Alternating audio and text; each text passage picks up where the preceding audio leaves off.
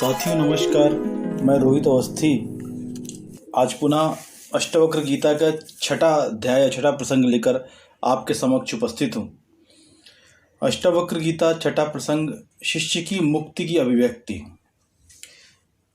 इस प्रसंग में कुल 4 सूत्र हैं। इन चारों का व्याख्यान आज मैं करूँगा। सूत्र 1 जनक उवाच आकाशवंदनतोऽहं घटवत् प्राकृतं जगत् इति ज्ञानम तथैतस्त न त्यागो न ग्रहो लया। अर्थात मैं आकाश की भांति अनंत हूँ और यह संसार घड़े की भांति प्रकृतिजन्य है, ऐसा ज्ञान है। इसलिए न इसका त्याग है, न ग्रहण और न लय। व्याख्यान। जैसा कि हमने देखा कि 5वें प्रकरण में अष्टावक्र जी जनक राजा को आत्मज्ञान से आश्वस्त होकर उन्हें मुक्ति का उपाय बताते हैं। साथ ही गुरु अपने शिष्य की परीक्षा भी लेता जा रहा है कि उसे मोक्ष की चाह है भी या नहीं। यदि चाहना है तो इसका अर्थ है अभी मोक्ष हुआ नहीं। जहाँ न कुछ पाने को है, न छोड़ने को, न राग है, न विराग, न आसक्ति है, न विरक्ति, यहाँ तक कि न संसार है न मुक्ति। चित्त की ऐसी शून्य एवं जागृत अवस्था का नाम ही मोक्ष है। यहाँ पहुँचा हुआ व्यक्ति शुद्ध चैतन्य मात्र रह जाता है। समाधि की स्थिति में जब व्यक्ति शून्यावस्था को प्राप्त हो जाता है तब उसे ब्रह्मात्मैक्य का बोध हो जाता है। वह विशिष्ट न रहकर समष्टि के साथ एक हो जाता है। वह पूर्ण सत्तावान ब्रह्म को जान लेता है। जान लेने से वह स्वयं ब्रह्म हो जाता है। वह सत्य को जानकर स्वयं सत्य हो जाता है। इस स्थिति में पहुँचने से पूर्व कई क्रियाएं करनी पड़ती हैं, किंतु पहुँचने पर उन सबको छोड़ना भी आवश्यक हो जाता है, वरना यही क्रियाएं उसका बंधन बन जाएंगी या बन जाती हैं। दरिया पार करके किनारे आने पर नाव भी छोड़नी पड़ती है। किनारे पे पहुंचकर नाव को ढोना मूर्खता ही है। पहुंचने पर शास्त्र, कर्म विधि, विधान, ध्यान, धारणा, समाधि आदि सब कुछ छोड़ना आवश्यक हो जाता है, क्योंकि इनकी उपयोगिता ही समाप्त हो गई है। ज्ञान प्राप्ति के लिए ही इनकी उपयोगिता थी, अब सब व्यर्थ हो गए। जीवन में इनकी उपयोगिता है, मोक्ष में इनकी कोई उपयोगिता नहीं।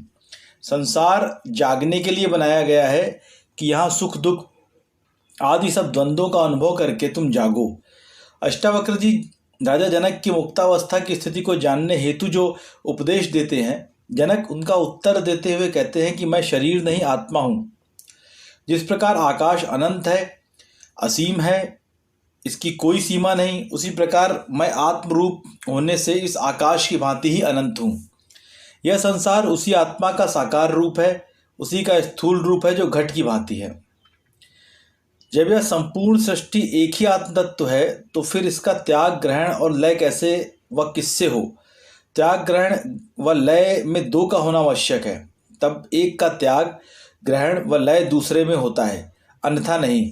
जब मैंने देख लिया कि आत्मा एक ही है, वह वही सत्य है, सर्व खलविंद ब्रह्म, सत्यम ज्ञानवंतम ब्रह्म, तो फिर किसका किसमें लय हो और किसका किसमें त्याग और किसका किसमें ग्रहण। सूत्र 2 महोदधिरिवाहम सप्राप्चो वीचि सन्निभा इति ज्ञानम तथैतस्त न त्यागो न ग्रहो लया। अर्थात मैं समुद्र के समान हूँ, यह संसार लहरों के समान है, ऐसा ज्ञान है। इसलिए न इसका त्याग है, न ग्रहण और न इसका लय है। व्याख्यान।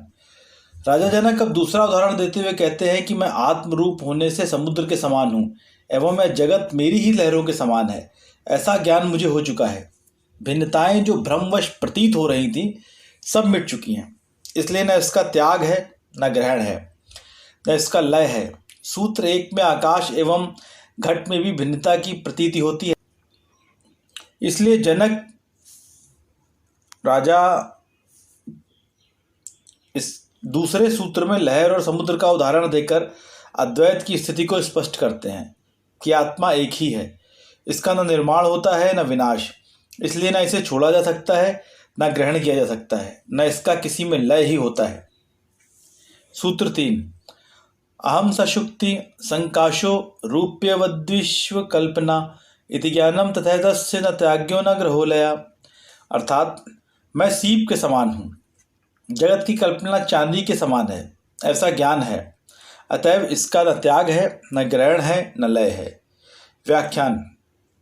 दूसरे सूत्र में समुद्र और उसकी लहरों में फिर थोड़ी भिन्नता दिखाई देती है, इसलिए जनक इस सूत्र में तीसरा उदाहरण देकर और स्पष्ट करते हैं कि यह जगत समुद्र व लहरों की भांति ही नहीं है, क्योंकि लहरों का लय समुद्र में होना संभव है, किंतु मैं सीप के समान सत्य हूँ एवं इस जगत की कल्पना उस सीप में चांदी की भांति के समान है। अतः भ्रांति रूप होने से न इसका त्याग है, न ग्रहण है, न लय है, ऐसा ज्ञान है। सूत्र 4।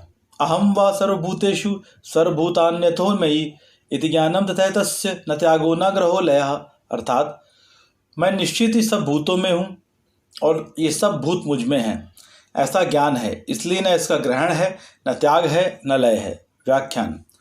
पिछले 3 सूत्रों में अद्वैत की पूर्ण व्याख्या नहीं हो पाई, इनमें भी थोड़ी थोड़ी भ्रांति रह ही जाती है। अतः राजा जनक इस चौथे सूत्र में स्पष्ट करते हुए कहते हैं कि मैं आत्मरूप होने से सभी भूत पदार्थों में हूँ तथा ये सभी भूत पदार्थ मुझ में हैं। ऐसी आत्मा एवं सृष्टि की अभिन्न स्थिति है। ये समस्त भूत समुदाय शारीरिक रूप से भिन्न भिन्न प्रतीत होते हुए भी सभी मेरे ही रूप हैं। रूप और अरूप का, सूक्ष्म और स्थूल का, निराकार और साकार का तत्व कोई भेद नहीं होता। वाष्प भी जल ही है, जल भी वाष्प ही है, केवल आकार भेद से तत्व में भेद नहीं होता। ऐसे ही आत्मा और सृष्टि है, इसका न त्याग है, न ग्रहण है, न लय है। इस अद्वैत को और भी कई उदाहरणों से समझाया जा सकता है, जैसे सूत और वस्त्र, माला और मणियाँ व धागा, आकाश और उसकी नीलिमा आदि आदि। ऐसी ही सृष्टि एवं आत्मा का संबंध है। इति अष्टावक्र गीतायाम छठा प्रसंगम समाप्तम। साथियों, इस प्रकार अष्टावक्र गीता का छठा अध्याय समाप्त होता है। अगले 7वें अध्याय में पुनः आपसे भेंट होगी। तब तक के लिए नमस्कार।